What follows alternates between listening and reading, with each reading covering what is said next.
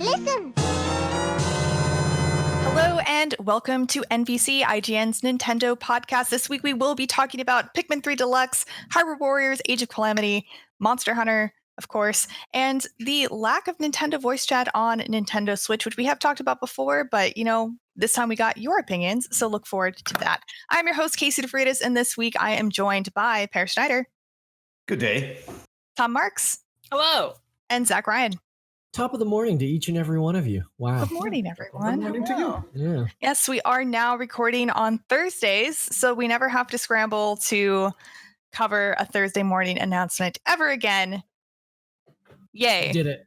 Small They're going to move everything to Friday. It only took two plus years of Nintendo absolutely scooping us before we decided, hey, we better move this stuff. So This time we put our foot down and made it happen.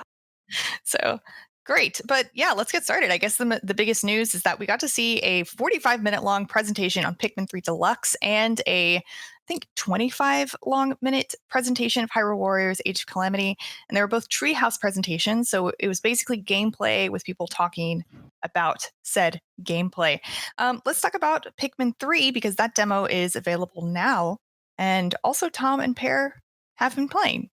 So did we learn anything in this Treehouse presentation that you didn't already know from playing?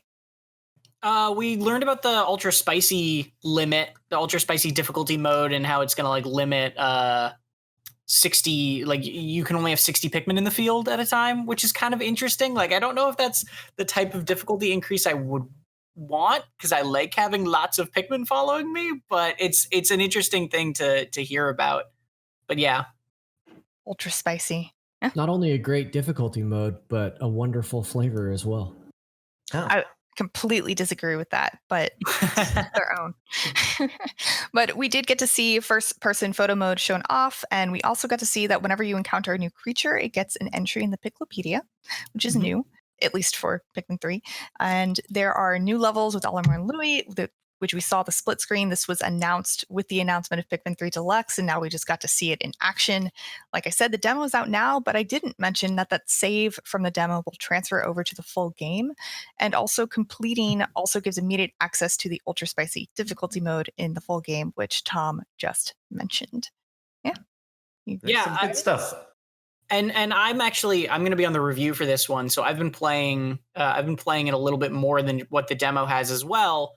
And man, I still just love Pikmin 3. This game holds up so well. The graphics aren't really any better here beyond like there's not lag when the juice goes into the bottles anymore like there was on Wii U, but it was already such a good looking game that, it holds up in a lot of different ways. There are a ton of little quality of life things that are just so nice that aren't going to be on like the box or the store page, but are just like, if you played the original, you're gonna feel how much easier it is to control this one in little ways.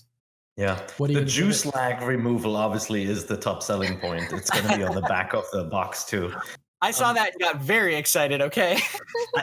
I played it last night with my daughter. I played the demo, not the full version yet, but we immediately jumped into co-op to see how that would work. And I thought it was going to, in the demo or the final game, I thought it was going to lock you out until you had other characters unlocked, right? In the Pikmin games, in Pikmin 3, everybody is scattered and then you find each other and then you can switch back and forth. But the game actually lets you play the same character twice from the very get-go. Oh, nice. So you get this, vertical split screen. Pardon the noise. I think my wife is printing something on this here printer. But yeah, you get a vertical split screen and it is completely decoupled. So it's not keeping you together. One person can go into a cave and the other person can be outside.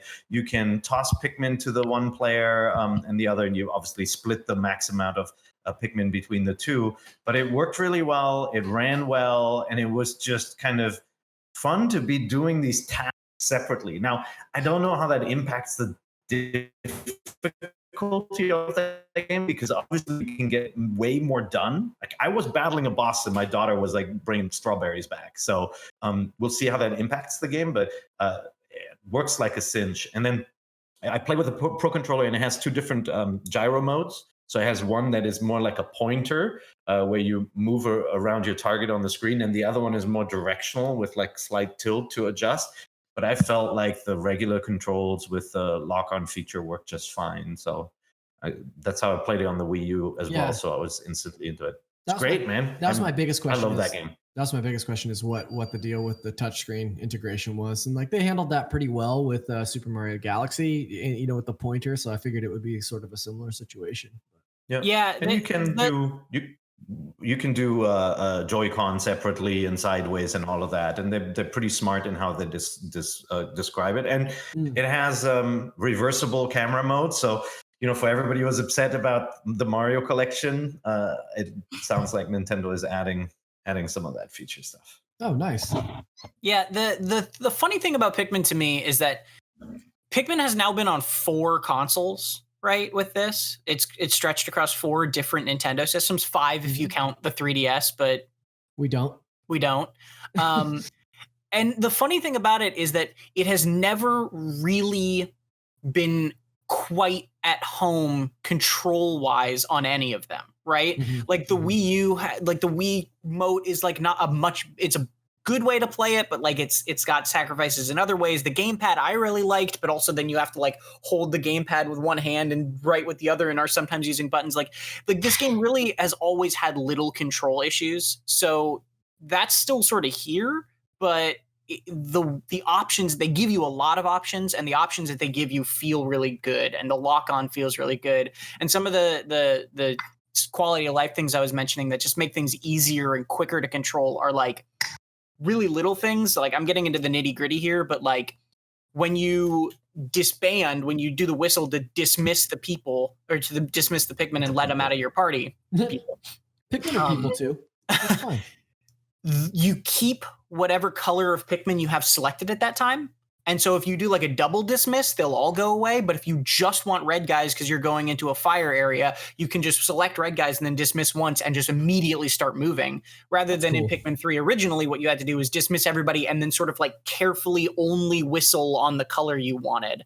And there's things like when a Pikmin is doing a job, like if they're carrying something back to the ship, if you whistle over them, they sort of startle and stop, but they don't immediately drop what they're doing unless you whistle again or hold a whistle on them. So it cuts down on like accidentally canceling orders on people a lot.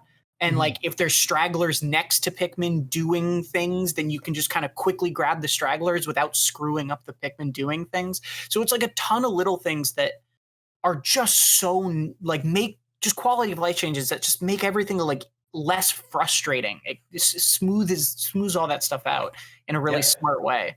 I noticed that in there's still some pathfinding issues where Pikmin can get stuck in something, but they are a little bit smarter to how they return to you when they don't have a task and all that. So it does seem like they messed with the code a bunch and made little improvements everywhere. But that said, I really love this game, and what I like most about it is like how it feels. Like when you take one of the rock Pikmin and you throw them at glass, it feels so impactful. Like you can really feel the impact of the heavier Pikmin in that game. Like it's just really well done. It really sounds like there are a lot of quality of life improvements in this game. So even if you didn't like the way it handled in the Wii U version, the Switch seems to solve all of those issues. Or a lot of them. I also love the way that Nintendo is doing these demos. You know, it's basically early access to these games. If you like me, like I know I'm going to pick up Pikmin and play it again when it comes out later this month. But the idea that I get access to it a few weeks earlier and can carry that progress over to my final game is like just more enticing to start playing it now. I didn't realize that that's what they were going to do with this, but when I heard that last night, I like ran to my Switch and downloaded. I haven't started playing it yet, but yeah, I think that's so cool. Such a nice addition, because that was lacking in some of earlier releases. Like I remember we had preview versions of the original Splatoon, and I played a ton of that. And then when the actual code came through, it totally nuked like all the progress that had been made before. And so it's a bummer to invest that much time into something that ultimately doesn't end up living, being useful in the long run. But this is such a cool thing that they've done with a few games now. Yeah, demos are rare enough nowadays. It's, like, unfortunately rare enough nowadays, and demos that carry progress over is like, it's finding a unicorn, and it's. I agree, it's super cool to see here. Yeah, Dragon Quest did it great because that demo was long as heck. Yeah, you could play. Pikmin is pretty meaty too. Yeah. I was expecting it to end when the sun set, and it keeps going for the first level. So it's pretty cool. I can't recommend eating any of those meaty Pikmin though. They seems like they're Don't eat not meaty a lot Pikmin. of. Yeah. No. But those fruit, it makes me hungry. Yeah, go check out that Pikmin 3 Deluxe demo. But we also got to see a long gameplay demo of Hyrule Warriors Age of Calamity and got to learn a few more things about that. We got to see some Urbosa gameplay shown in Gerudo Town. We got to see the Sheikah Slate in action. We got to see Zelda in action. We saw some hidden Koroks, which we'll be able to collect in Hyrule Warriors now. And they also showed the entire map of Hyrule, which looks just like it does in Breath of the Wild, but 100 years prior, which looks really cool. Yeah, I believe Pear made that assumption a few episodes ago, saying that we would probably be in locations on the same map and things like that. I feel like I owe an apology to the NVC listeners, because the more I see of this game, the more excited I am about it, and I know that my initial reception was like pretty lukewarm, just because I'm not really a Muso guy, but damn, everything that they roll out about this game is like they're really trying to craft something unique and different with this, and I'm here for it. Like, I'm really interested in playing through this game. Yeah, creating this neat, return to the scene of the crime element, right? Where you're going into locations that you see after the calamity later. And so, just being in the Gerudo village and exploring all the different corners and seeing that they ported over map elements. Obviously, they had to tweak a bunch of stuff because they fit more characters on the screen in this game. Right. So it looks a little simpler, but I'm really excited to play this. I hope the combat is strong enough to keep my attention, keep going. And my one issue with Hyrule Warriors was always that it was the imposter syndrome, where it doesn't feel like Link, right? Yeah. It's like slightly off. And so if they can tweak the controls to be more like Breath of the Wild, I would really, really like that. We did get to see some, weapons will not break, but for example, like the cooking mechanic is kind of back in from Breath of the Wild, where you can eat certain foods, and there are a lot of the RPG elements we saw in the original Hyrule Warriors is back as well, but with like Breath of the Wild flavor, where you will be finding items that you need to upgrade your characters and make things, and that's always really cool. Many delicious flavors on this episode today, exactly. You guys. Well done. I really like that about Hyrule Warriors, because it made replaying certain levels, it gave you more goals than just kill all of the things. It just felt a lot better knowing like, oh, there's that thing that I really needed.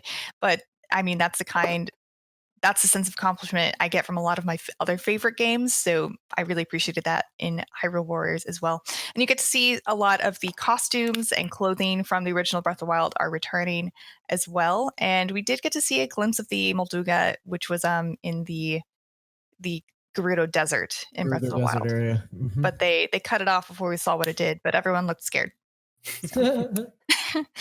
But we did get to see a few other things as well, like we got to see Impa gameplay a bit too, but this looks cool. I was already excited for it. I don't need to be convinced, but maybe this convinced all of you, like how it did Zach a little bit. Made it look more interesting. Definitely knowing that the roster is bigger than just the core that we saw in the very beginning is really cool. I bet this has a pretty big roster too. Yeah, I'm assuming. That's what those games do, right? It's the kitchen sink. Yeah. I'm looking forward to playing. When you finish a mission, it's like you got 1,000 things. Bing, bing, bing, bing, bing, bing. Yeah, it's like a slot machine. I'm looking forward to playing all these weird characters. Like, like there was a lot of talk about Pura and Robbie this week. I hope you can play as that guy that almost jumps off the bridge that you talk him out of. That would be cool. He's got a special attack where he just jumps on everybody. A lot of characters to explore in this particular outing. It'll be a good time, but we got to learn, there was a lot of stuff that went on this week, because over the weekend we got to learn more about Minecraft Steve in Smash Bros. Sakurai did his classic very long, deep dive into the character and everything that they had to do to make this character work for Smash. And oh my gosh, it is kind of crazy how much work that went into this. So Minecraft Steve, I think one of the biggest features from this character is that they can make blocks and then jump on said blocks. And Sakurai said in order to make this mechanic work, they had to go in and change every single stage in the entirety of Smash to make this work, which is crazy. If you watch that video, it's just so good. Yeah. Sakurai just seems to be able to say whatever he wants to say. So, just the way he talks about working with Nintendo and getting a Microsoft character in the game, like he just doesn't care. He just says what he feels, and then you realize how much work it is to put a character like this in the game. Because with any other fighting game, right, we're getting Rambo in Mortal Kombat, and it's like it's a very similar character to what is already in the game. He looks different. He's got different attacks, and obviously a lot of work goes into that too. But with adding Steve to this game, like he talked about the jump, like his standard jump is not high enough to get on a platform, and so just to make that work and balance across all these different levels, and then again the impact that has on Kirby, because Kirby can steal the powers and all that. It's just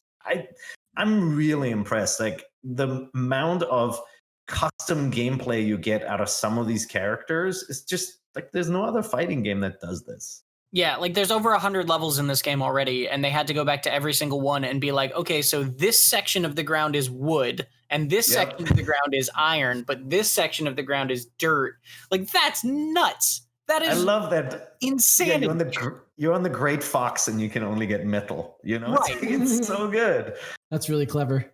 Yeah, and that completely changes the way the character plays, because they put in a crafting mechanism for this character, so you can make your crafting table and then forge either I think it goes wood, metal, gold, diamond weapons, and that also affects your pickaxe, which affects how fast you're able to mine things. Like what? And then the minecart mechanic too, and how you can set it up, and nuts. I don't know if I can keep track of all that stuff.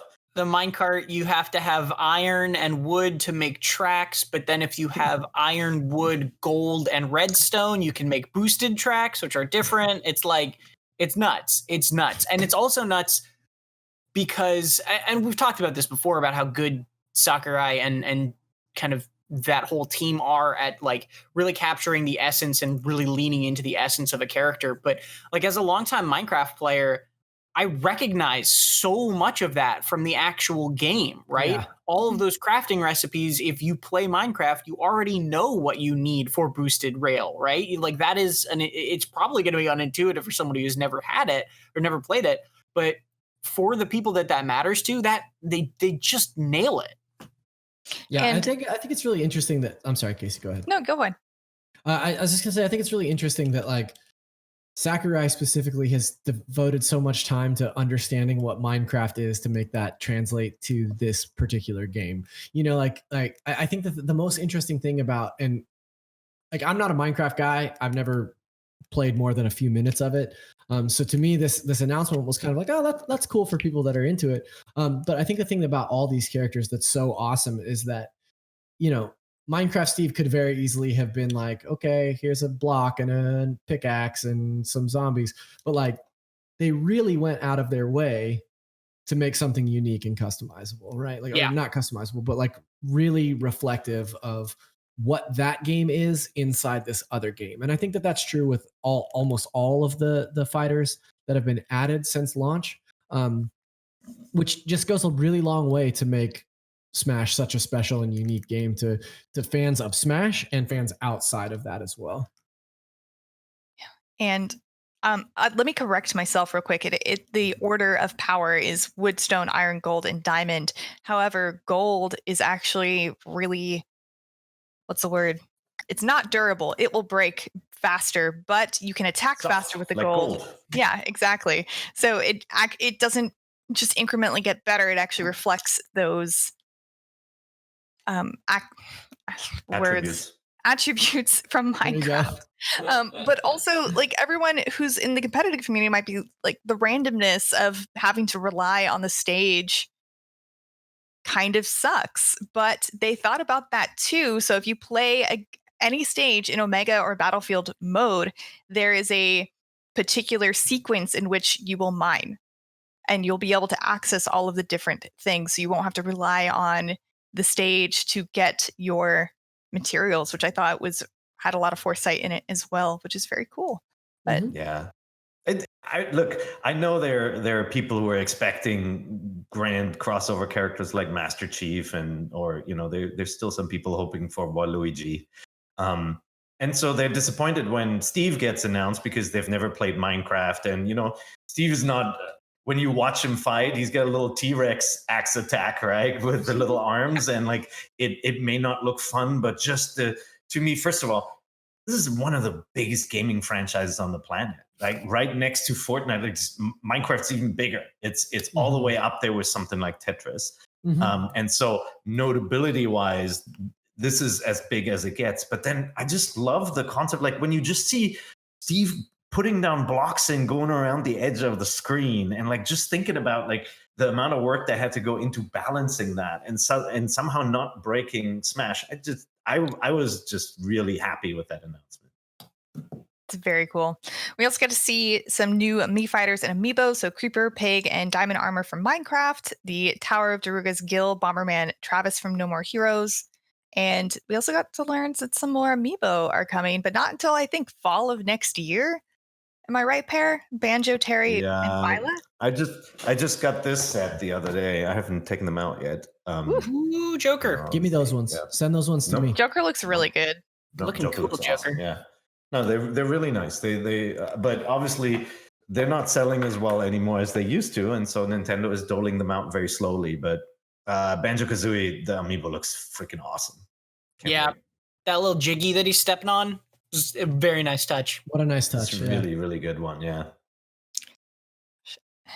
But that is about all we have to say about Minecraft Steve in Smash Bros. So let's talk about something else that I know we have touched upon before, but I don't think we've ever devoted a full segment on it. We also asked you, the viewers at home, to weigh in on what you think about Nintendo Switch not having native integrated voice chat. And I'm bringing this up because over last week, I was able to do an interview, and we published it this week, about how Monster Hunter Rise will not have integrated voice chat in the app, or with not in the game, or with the Nintendo Switch online app on the mobile phone. So there's no voice chat available for this game. You'll have to use Discord or some other solution. And it's odd to me that some games have it and some games don't. Some games have the app, some games don't. Well, and then you take a game like Fortnite after Nintendo is like, yeah, we don't support voice chat through our system. But then Fortnite is like, well, we did it anyway and it works, right? Like you can just plug in a headset that has a microphone attached to it and voice chat on that game, just like you can chat on PlayStation or Xbox or PC, right? So it exists, it's there. It like they can make it work. They just choose not to, which is the strangest part. Yeah. I don't really understand it. And honestly, it still isn't ideal even with the baked into the game voice chat, because then at least in Fortnite, I didn't see a way to be able to chat with only your friends. It's like if they are in your party. So if you're playing multiplayer, but you only have one friend with you, you can't only talk to your friend. You're talking to everyone in your party. And I assume even if that was integrated into a game like Monster Hunter, that would still be the same. Say you have just one friend, but you're in a room with 4 people. Everyone will be able to hear you, and then you can't talk smack behind their back, and like, who wants that? But no, I don't know. Has the lack of an integrated party chat in the Nintendo Switch affected you, Tom or Pear? Like, has it really impacted the way you play games? Yes and no. I mean, that's the thing for me, is like, this feels like one of those features that it's sort of just stupid not to be there, and I don't understand why it's not there, especially like as Zach said, some games prove that it kind of is there or can be there, but at the same time, we are in an age where there are so many options like Discord that are very easy to use that like I don't feel like my experience with games has suffered or lacked because of it missing, but also it should be there. Like it is kind of how I land. Yeah, I haven't played many online games on the Switch lately. You know, I still have my kids in my house here because they're not allowed to leave and go anywhere, and so we play a lot of local Switch games. But I do remember, you know, it was just kind of, it just discouraged you from even setting it up, that there wasn't a turnkey solution where you just go plug. You know, it's like, yeah, it worked through the app, but you can see Nintendo's confidence in the app solution is not that great, because it's not like every online enabled app is getting support, game is getting support via the app. So I just feel like it's this weird nonsense thing that's just not a focus for them. And eventually, hopefully, when we get a Switch with a little bit more RAM, maybe they do it at the system level and integrate voice chat that way. Yeah.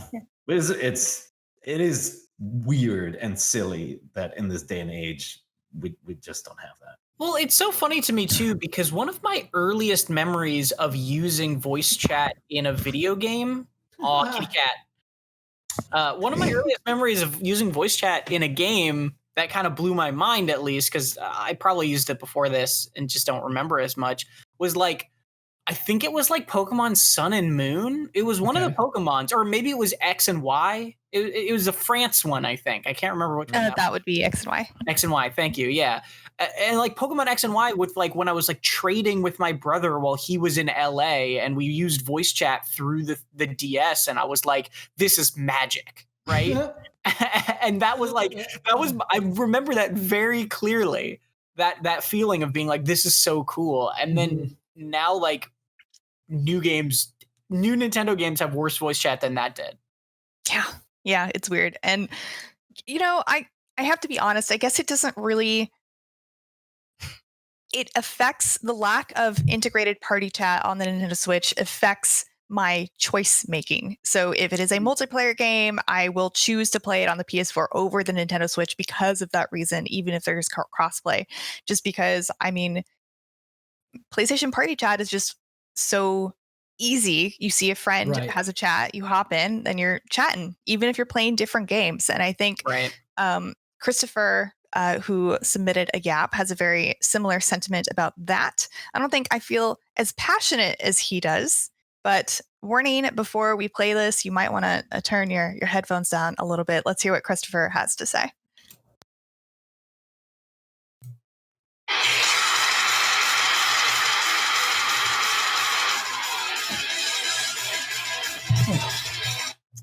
Sorry about that, Nintendo voice chat. I just get a little worked up thinking about this. Where's my chair? What a menace.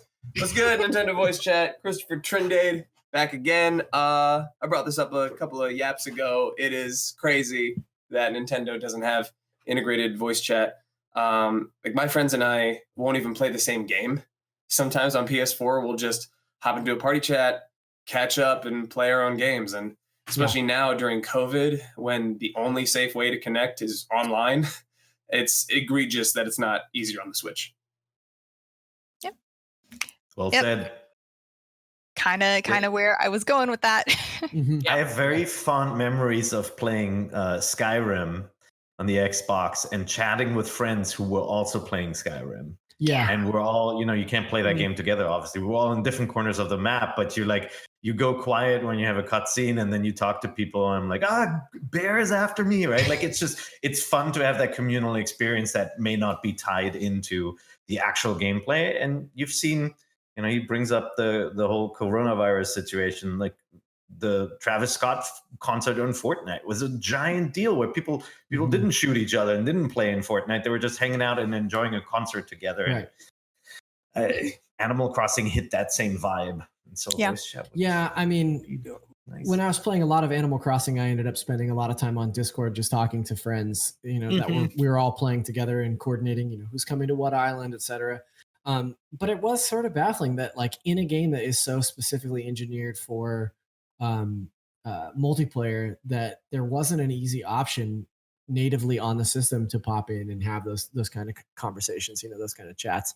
And like we've illustrated here, jumping onto Discord is totally fine. Like, it works so well and is easy, but it would be so great to just be able to punch in a friend code and enable a voice chat option just through your system. Mm-hmm. Tell you what, though, with Animal Crossing, I'll take it not taking 500 years to get one person to join the island before voice chat any day.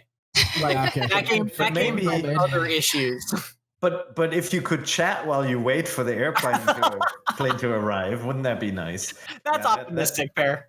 Yeah, that was the whole visitation system, I think, sucked our souls dry. Yeah. I would probably still be playing that game multiplayer, like with my brother and other people, if that online situation wasn't so like inhospitable. Mm-hmm. Mm-hmm. But we do have someone who is thinking about some of the things that we haven't really discussed yet about why an integrated party chat might not be the best thing for Nintendo. Let's hear what Eduardo has to say. Actually, I understand very well why Nintendo doesn't want to put voice chat natively from Switch, because they want to protect children. The other day, my kid was playing Fortnite, which you can actually talk without the need of any app, just from the console. And the other kid, he made a friend, ask him to buy a season's pass for him. So, no, I understand Nintendo's policy of not really allowing voice chat natively from their console for their games. So, good. Yeah, well, that's an opposite viewpoint. Yeah. He feels, I think as parents are obviously worried about those interactions, but and I do think that's a motivator for Nintendo to not push too hard to make it super easy. But Nintendo also put a friend code system and all of that in the path, and you could adjust the settings and say you can only hear people on your friends when it's a minor or on your friends list. So, I feel like there's a way to do both and be protective. Yeah. Yeah, and I think it's a totally fair point from Eduardo, right? Because not only kids, but like, I hate public voice chat, right? like that, like public voice chat is often toxic in a way that I hate and I don't like to engage with. The thing that I think is missing, unfortunately, is just any ability, right? Like any capacity. And the Fortnite example is an interesting one, because obviously there was some trickery and some lying involved to get this person, get his kid on, which sucks. And I totally sympathize with, but like, I feel like I agree with Pear in that I wish there was an option with limitations. Like, even if they made it difficult and kind of annoying, like friend code stuff used to be even more so, like, I'd be okay as long as it was there. Mm-hmm. Yeah. And I also recently learned actually that the company that made voice chat available for Fortnite on the Switch, I think it's called Vivox, that company, they made it so that all third-party developers could use that kit to potentially add voice chat to their game. So I guess I'm a little bit surprised that there aren't as many games taking advantage of that as I expected. But what can you do? There is always Discord, which we can use. This is the stupidest nitpick, and it's not Nintendo's fault or Discord's fault at all. It's my phone's fault, but I can't charge my phone and have earbuds plugged in at the same time because I have an iPhone. So, Right. I guess I always have to end up having my laptop next to me instead, and it's fine. I'm just being really lazy, and you know what? Sometimes I just want to be lazy, and it's fine. Sure.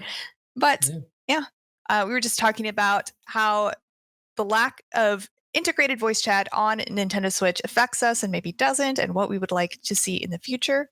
But now it's time to talk about more news with some other news to talk about. The first set of news is that Super Nintendo World is set to open in spring 2021 in Japan. This is after it has been indefinitely delayed June of this year.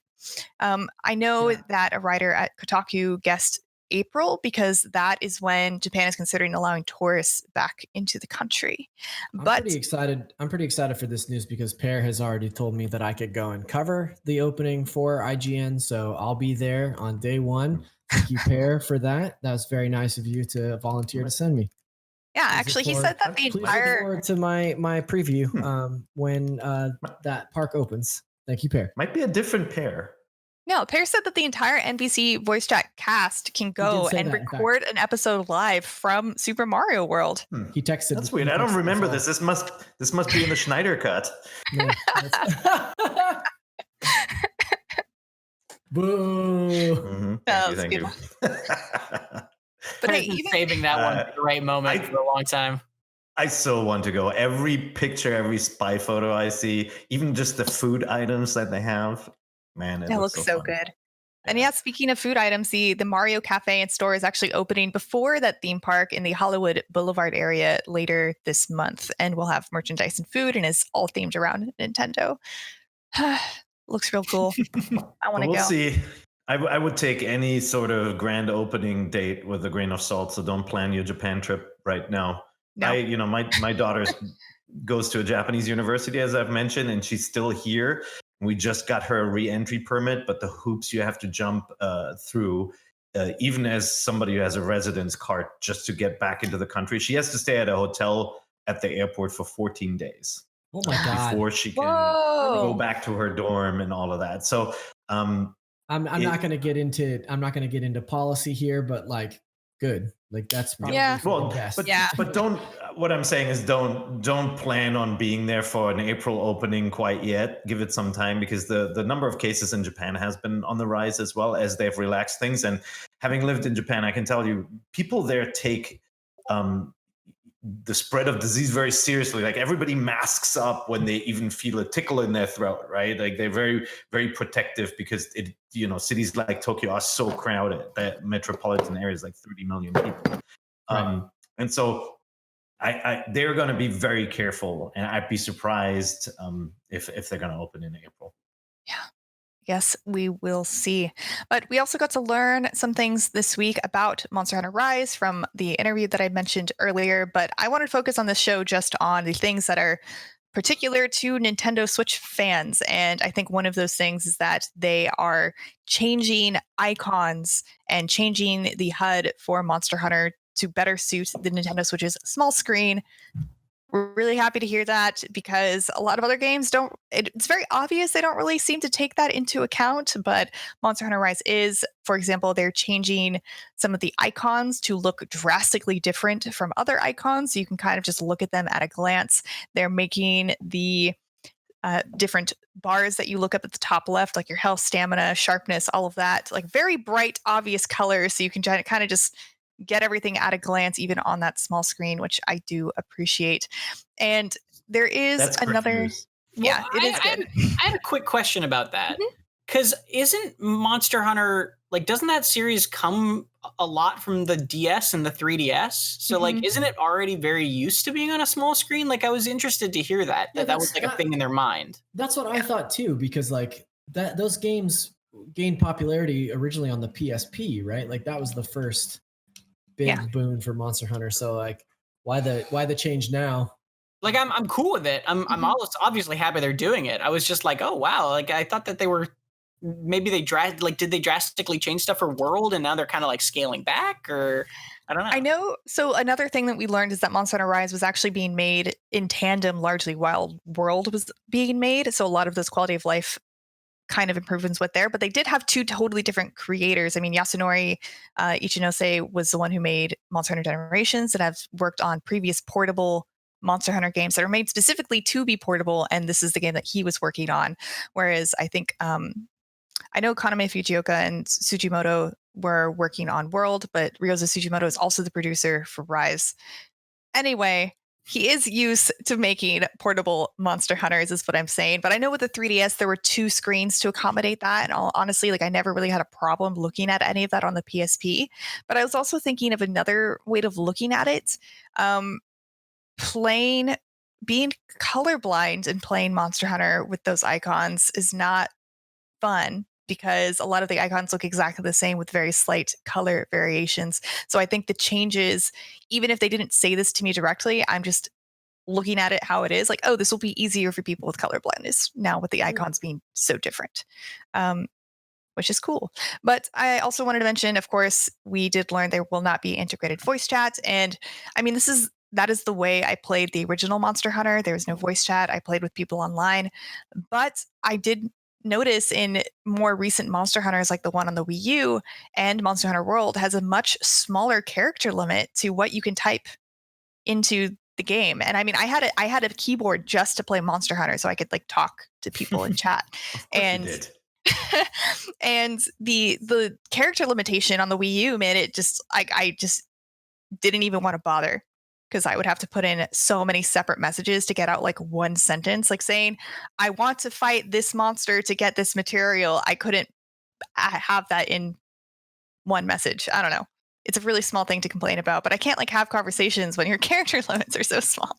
But anyway, last thing, Monster Hunter Rise is also a game that will not support save data cloud backup. And this is something I did not notice, but Logan looked on the title page and noticed that at the bottom. And I hate this so much.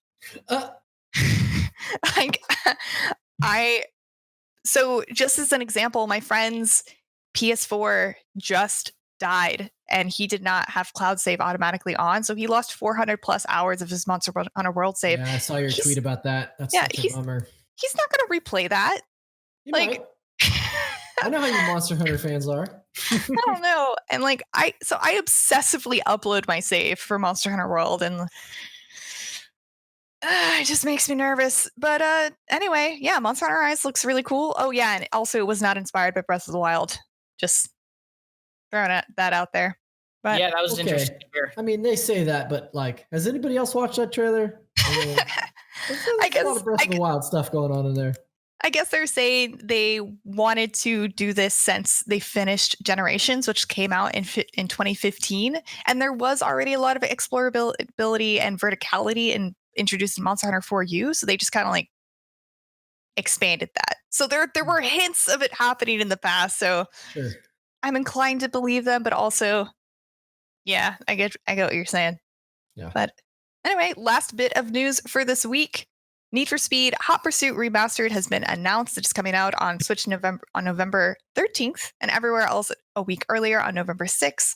It's going to have updated visuals, all the DLC, and cross-platform multiplayer, which is really cool. And the Nintendo Switch version runs at 1080p 30 frames per second in its docked mode, and 720 30 frames per second when it is undocked. That's a good game. Do we know about any price discrepancies? I remember this was an issue with Burnout Paradise. Let's find out. It came to Switch and was like pretty expensive versus where it was out on other consoles, that remaster. I'm Googling it right now. I mean, as a racing game fan, I'm just everywhere. 40. Okay, that's good. I really like this game. This was the first Need for Speed I think that the Criterion team worked on, right? Need for Speed, the franchise has had its ups and downs, and it hasn't often run at smooth frame rates, even on the powerful consoles that it was on in the past. And so getting it at least locked at 30 frames per second is nice. Although I would prefer all racing games forever to be 60. And Hot Pursuit's really fun. I mean, if you love Cops and Robbers game and it has that open world feature where you chase each other, it's a really good game. It's not. I would pick Most Wanted as the best Need for Speed to remaster, but I'm seeing, hopefully we're getting a decent remaster of this too, and it's not just a kind of more lateral port like we've seen with some of the Switch games. I'm also all for more racing games coming to Switch. I definitely feel like we've highlighted on this show that racing and first-person shooters are probably the genres most lacking on Switch. And now I feel like that gap is a little bit smaller because we have seen a lot more racing games recently. And this game works fine. It's not, there's some racing games like Ticket F1 or, a rally racing game like Dirt or something where you really need the analog triggers. But I feel like with Need for Speed, it's like brake or speed. You don't need that sort of nuance. Yep, it's right there in the title. Yep, you need that speed. That's right. Yeah. But that is about all of the more news from this week. So let's talk about some games out this week. It is. Oh yes, Zach. I have to interrupt. I actually foolishly I'm back-to-back booked, so I have to bounce out. I have an 11:30 meeting, so I can't stick around for the rest. But I will say that I am playing Hades. I love Hades the most. I finally got to fight Hades one time, and that was exciting. One day I hope to escape Hades. But if you're not playing Hades, please pick up Hades. Hades. It's a good game. That was a good PSA. Thanks, Sorry Zach. about that, you guys. I got to bounce, but this has been great. See you guys next week. Goodbye. Bye. Wow, look at that smooth switch. Red. Yeah, that was Red with the smooth switch. Shout out to Red for just being great at everything he does. But let's talk about games out this week. And now we've seen a snag in our new time slot, so we'll figure that out as we go. Yeah, working out the kinks. Mm-hmm. It's a busy one, man, this week. Or not even this week.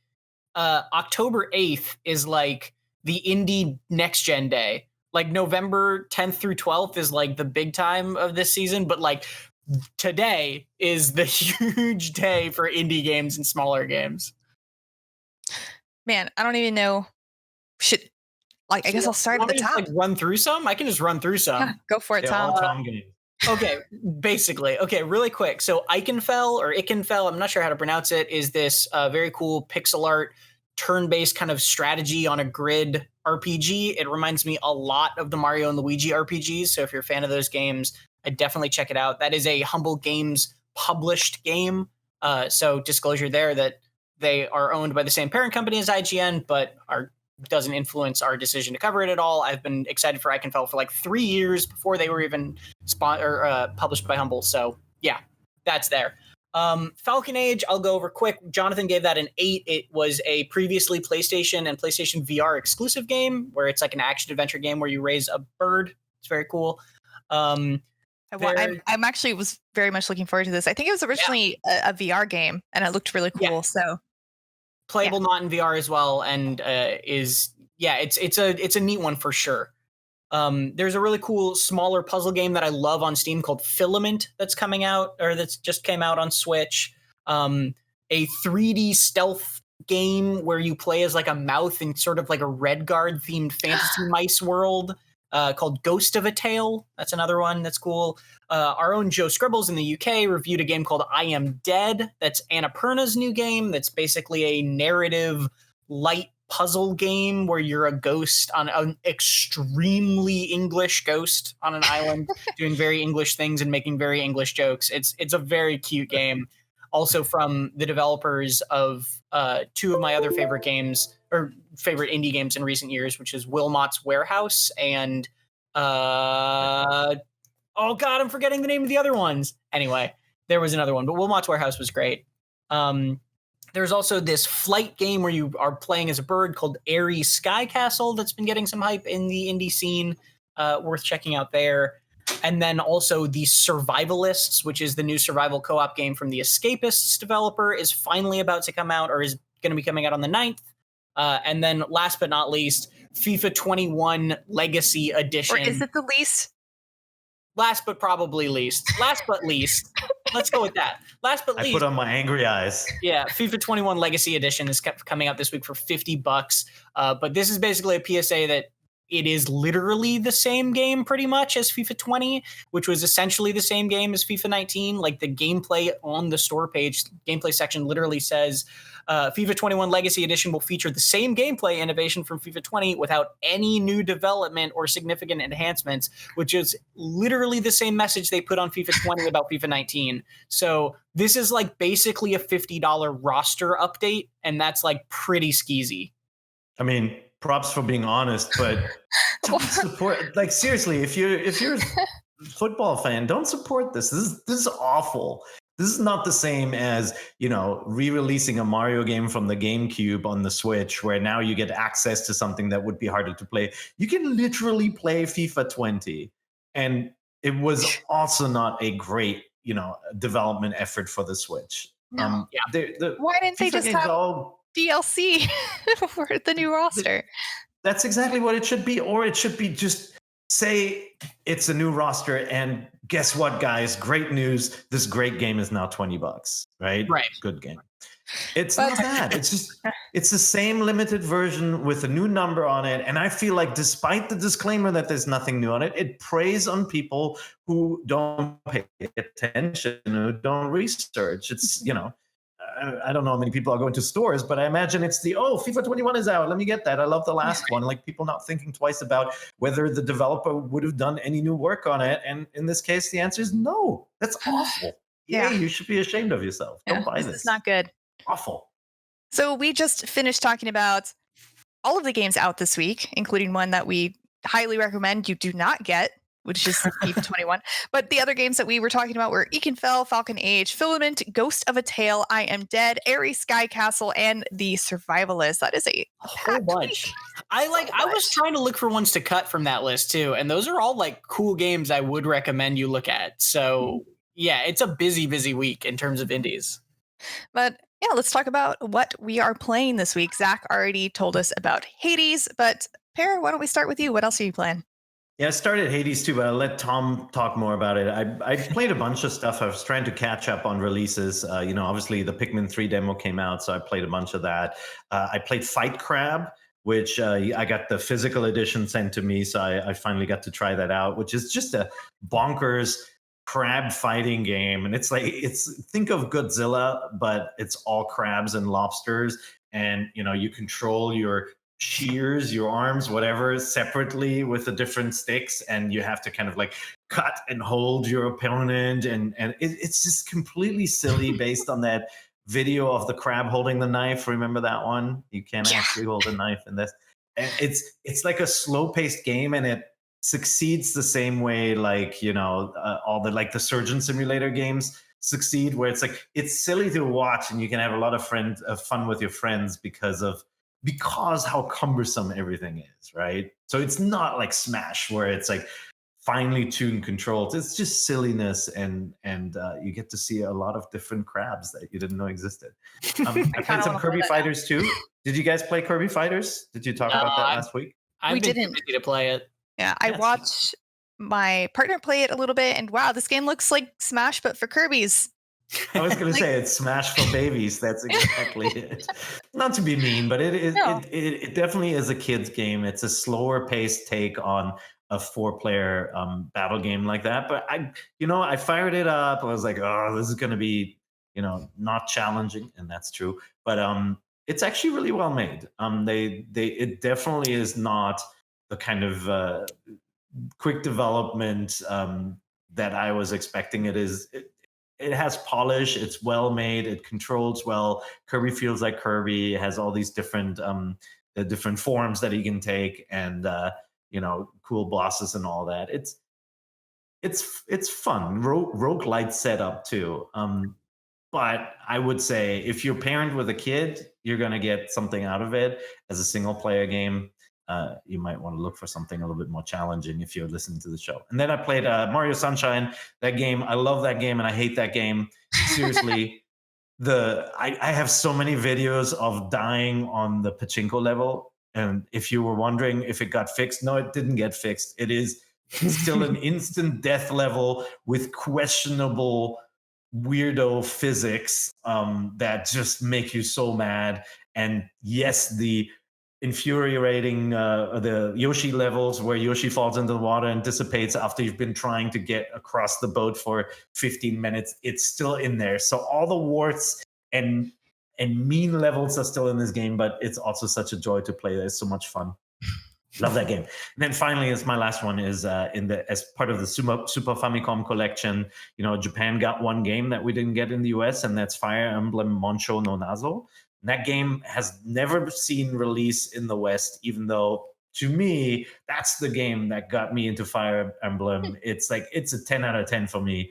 It's a freaking awesome game that actually has the entire campaign of the previous game, of the NES game, in it, and then an entire sequel campaign in it. So, and redone with Super NES, Super Famicom graphics. Anyone who has Nintendo Online can register a Japanese account and download this and play it for free as part of the US subscription as well, but it's all in Japanese. So, you're not going to be able to understand what goes on in the story, but it's just so good. I love it. I wonder if there's some like fan helps translations that you can just like quick reference while playing it. I'm sure it's out there. You can just Google it. I mean, it's an old game, so from the '90s, so there's definitely something out there. But part of me just wishes Nintendo would spend the time to do a proper localization of these games, because back then it was hard to fit English text into the limited cartridge space. We don't have that issue anymore, and I feel like this is a pretty cost-effective way for Nintendo to bring some cool stuff to Western audiences if they went back to games like Fire Emblem. Cool. Translate them. All right, Tom, what are you playing?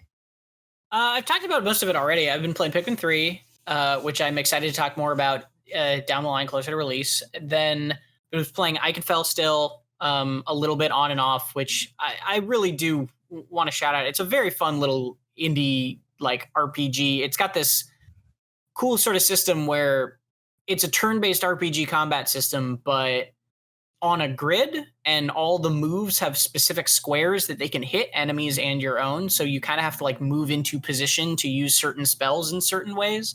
And then it's got the Paper Mario and Luigi system where you press a button right when the move hits to do more damage, or press a button right when the move hits you to block damage.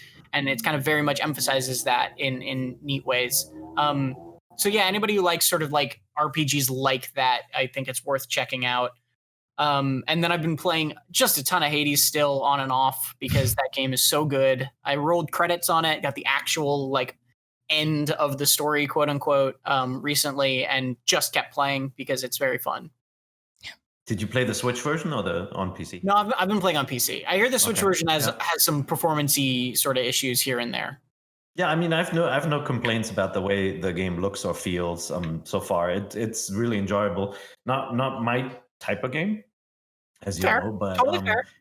Yeah, but it it's well written. It looks good. It has great characters. Just really clever setup, and the combat actually feels good. So, definitely a quality release. Cool. Yeah, and I guess we will now move on to question block, because I am just playing Fear of Missing Out Hades edition now, so not much to talk about. It'll be there. It'll be there. It'll be there when I'm done. Everything's gonna wait for you. But yeah, let's move on to question block. This first question is from Jeff De La Cruz. They asked, since both Sony and Microsoft are making all digital consoles this gen, do you believe that an all digital Switch would be a good option for Nintendo? I don't know. I feel like I don't know enough about manufacturing to know that, but if they didn't do it with the Switch Lite, I'd be surprised if it would like save them much money, maybe. Like, that's my question, is like how much, because that's the reason you do an all digital thing, is because it would then be reflected in the price. But a disc drive costs a lot more money probably than like an SD card slot. So yeah, I don't know if they need to necessarily. I mean, yeah, you already see companies bumping into the cost limits of cartridges, right? Some games ship with the multiplayer mode, not even the cartridge, or half the game you have to download it. So that's for third parties. The cartridge cost is still an issue, any physical media. And then when you create a physical version of a game, you got to give Best Buy and GameStop and Amazon, everybody a cut, and the retailer takes more. Whereas like with an all digital game, you only, as a third party, have to pay Nintendo, or Nintendo doesn't have to pay anybody. And so I didn't even think about this, but Jeff, I think you're onto something. That's actually a good idea for them. Now, from a cost savings perspective, it doesn't make that much of a difference for the console build, right? Like, it isn't. A disc drive is a very expensive thing to put in a console for many reasons. One is like, you have something that spins. You have a physical drive, which again then needs cooling, can break. It needs a lot of care during development. And also, if you're using an official media format like a Blu-ray or a DVD format, you have to pay the consortium that owns the Blu-ray consortium. You have to pay a licensing fee. And so it's a little bit different with the Switch, where it's Nintendo's proprietary format. But hey, man, if removing the cartridge slot, if they did an all digital Switch that had massive built-in storage, but nobody play cartridge games, that's kind of a cool idea. Yeah, it could be interesting. But with that is about all we have for this week's NVC. And just a heads up, I will be out next week in the woods, camping without electronics. So look forward to our mystery host for next week and some other news that I'm sure will delight everyone. But with that, that is about all we have for this week. Pear, Tom, thank you so much for being here. And if you want to submit your own questions, you can write to us at nvc@ign.com or respond to our weekly question block post on the Nintendo Voice Chat podcast forums, or you can just join and say hello and do some chatting. But anyway, thank you so much for watching. And remember, NVC is the only place you can. Thing.